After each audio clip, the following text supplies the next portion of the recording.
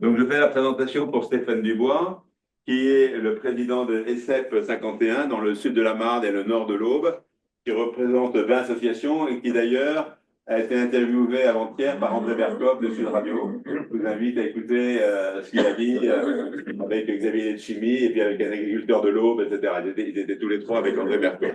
Donc, s'il faut voir, ça, c'est l'existant. Hein.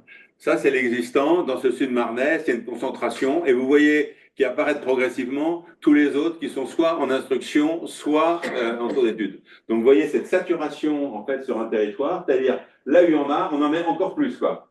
Alors, effectivement, c'est des densités de personnes sont faibles, mais moi, j'aurais demandé, mais demandez au président de la Com combien il va recevoir et combien il dépense. C'est l'argent qu'il est incapable de dépenser, sauf à faire du gaspillage d'argent public que malheureusement, certains élus sont amenés à faire. Ils ont tellement d'argent qui viennent de l'éolien et du solaire. Hein. Voilà, donc ça, c'est la prolifération en marche. Ça, c'est le premier message de Stéphane. Le deuxième message de Stéphane, c'est vous prendre conscience dans le Grand Est, il y a 2052, donc le Grand Est et les Hauts-de-France sont les deux régions françaises les plus saturées en éolien. Sacrifiées. Sacrifiées par définition. Donc 2052 construites, 619 autorisées et 763 instruites. Donc ça, c'est le fameux coup parti dont parlait tout à l'heure Bruno là-dessous.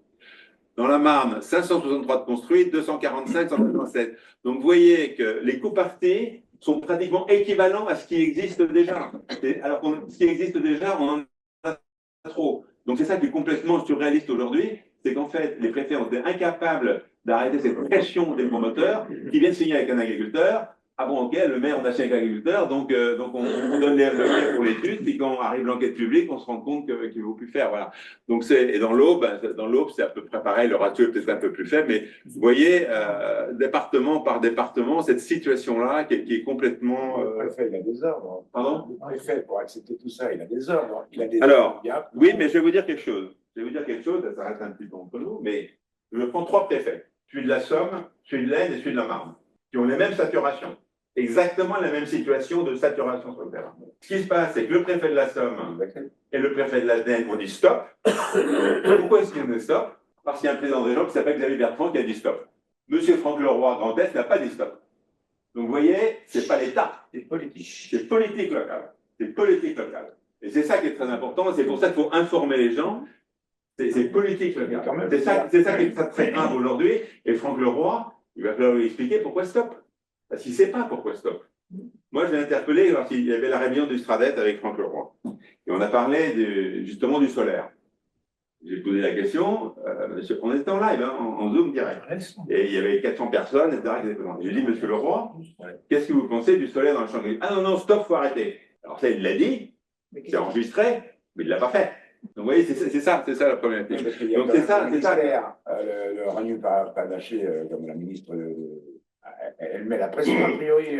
Mais vous avez entendu ce qu'a dit tout à l'heure aussi bien Marc Fonca que Bernard Accoyer. Il a dit les politiques savent, mais ils ne savent pas comment prendre le virage. Parce qu'ils sont engagés depuis 20 ans là-dessus, et donc ils ne savent pas quoi faire. Quoi. Ils sont paralysés. Et moi, ce que je leur dis, c'est que le risque le plus important, c'est que les électeurs comprennent et qu'ils se fassent tous dégager en 2026 et 2027. C'est ça le risque le plus important pour eux. Parce que les gens vont comprendre, ils ne sont pas fous quand ils voient la facture d'électricité qui augmente. C'est normal. Bien sûr, bien sûr. Voilà, et le dernier truc, voilà les projets dans cette zone-là.